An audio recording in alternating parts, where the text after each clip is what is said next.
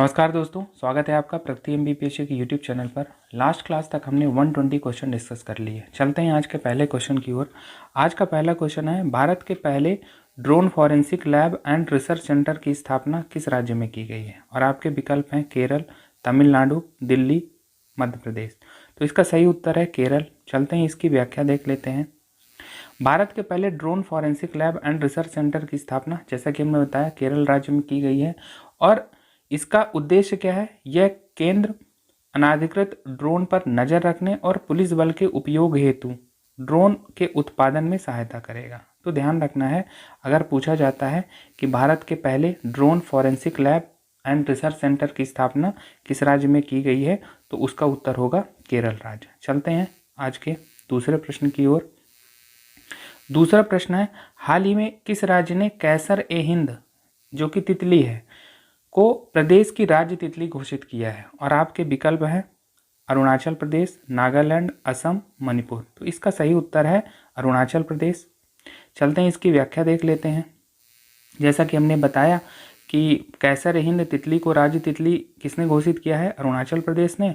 और इसका वैज्ञानिक नाम है टिनोपाल्पस इंपीरियलिस। ध्यान रखना इसके वैज्ञानिक नाम को। चलते हैं अगले प्रश्न की ओर।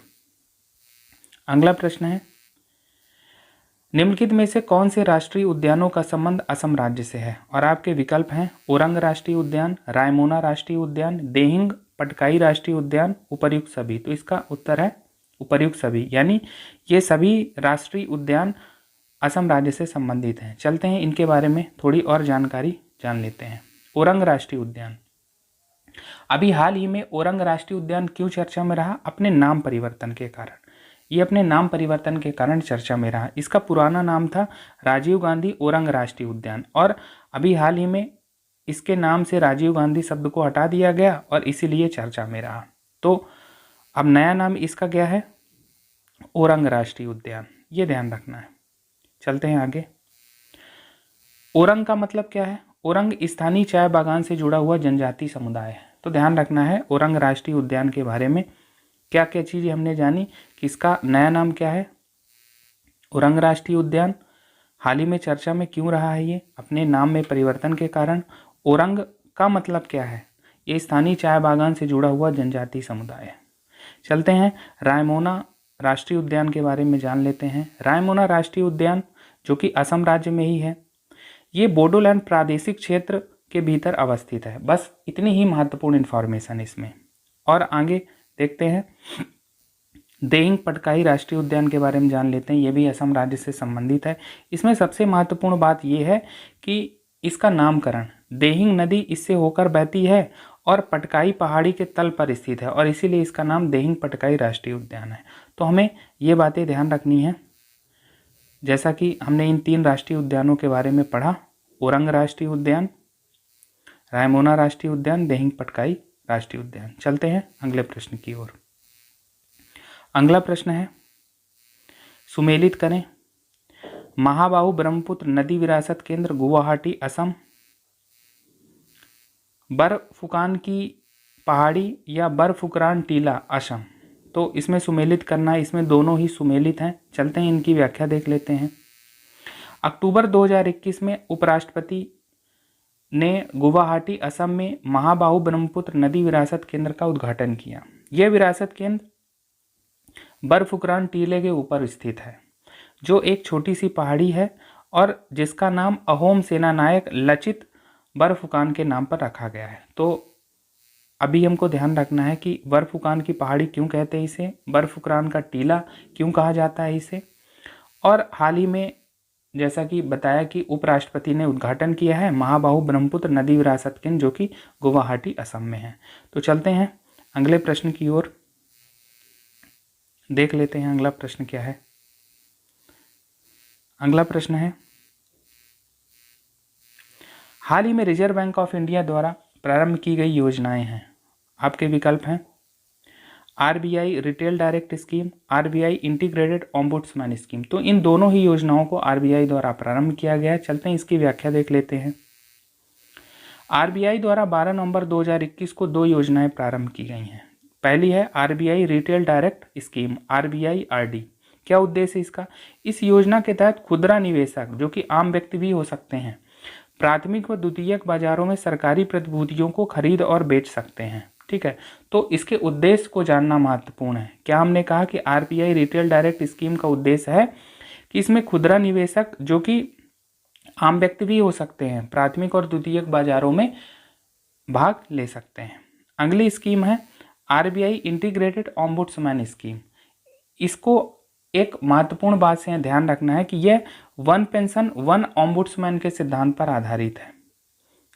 इसका मतलब है कि यह योजना आरबीआई की 3 लोकपाल योजनाओं, जो अभी मौजूदा 3 लोकपाल योजनाओं हैं, उनको एकीकृत करने का प्रयास करती है। कौन कौन सी वो 3 योजनाएं हैं?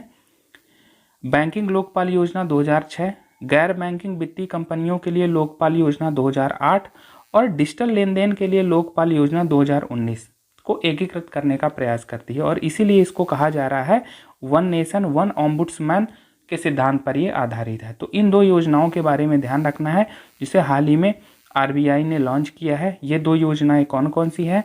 आरबीआई रिटेल डायरेक्ट स्कीम और आरबीआई इंटीग्रेटेड ओम्बुड्समैन स्कीम। चलते हैं अगले प्रश्न की ओर।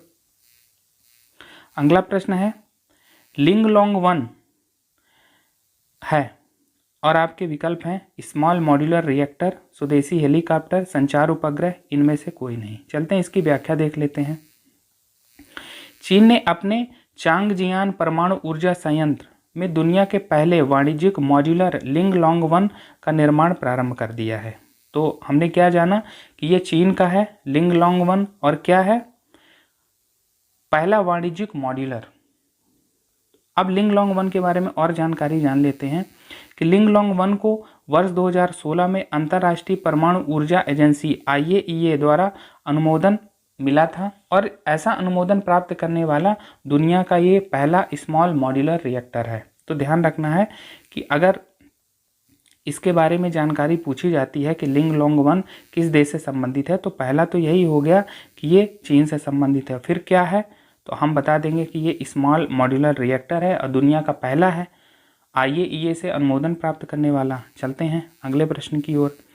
अगला प्रश्न है आर्टेमिस मिशन का संबंध है इसरो से, नासा से, यूरोपियन स्पेस एजेंसी से और जाक्सा से। तो चलते हैं इसकी व्याख्या देख लेते हैं। नासा का आर्टेमिस मिशन चंद्रमा अन्वेषण कार्यक्रम है। तो इसका उत्तर क्या हुआ कि आर्टेमिस मिशन का संबंध किससे है? नासा से है। और यह चंद्रमा अन्वेषण का एक कार्यक्रम है।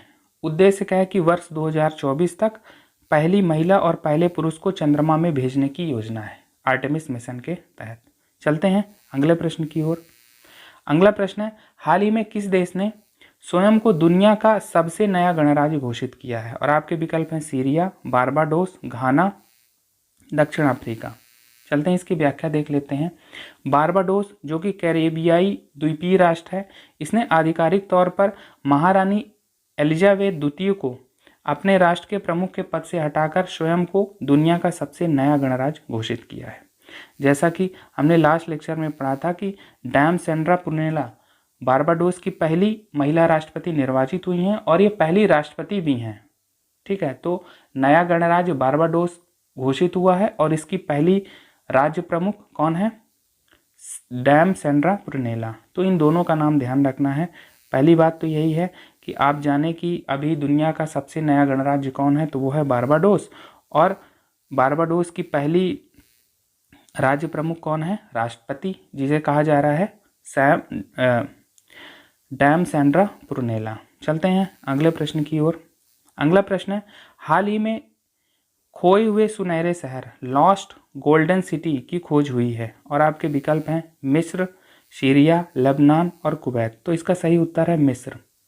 इसमें बस इतना ही ध्यान रखना है कि खोए हुए सुनहरे शहर जो लॉस्ट गोल्डन सिटी है उसकी खोज मिस्र में हुई है और इसका एक अन्य नाम है द राइज ऑफ एटम। ये ध्यान रखना है। चलते हैं आज के अंतिम प्रश्न को देख लेते हैं। 4.5 दिन कार्य सप्ताह करने वाला विश्व का पहला देश है और आपके विकल्प हैं संयुक्त अरब अमीरात, सऊदी अरब, जर्मनी, अमेरिका। चलते हैं इसकी व्याख्या देख लेते हैं। संयुक्त अरब अमीरात ने 1 जनवरी 2022 से 4.5 दिन कार्य सप्ताह करने का निर्णय लिया है। ऐसा क्यों किया है? यूएई ने कार्य और व्यक्तिगत जीवन में सामंजस्य बेहतर करने के उद्देश्य से यह कदम उठाया। तो महत्वपूर्ण ये इन्फॉर्मेशन कि अगर ये पूछा जाए कि 4.5 दिन कार्य सप्ताह करने वाला विश्व का पहला देश कौन सा है, तो उसका उत्तर होगा यूएई। तो आज के इस क्लास में फ़िलहाल इतना ही। धन्यवाद।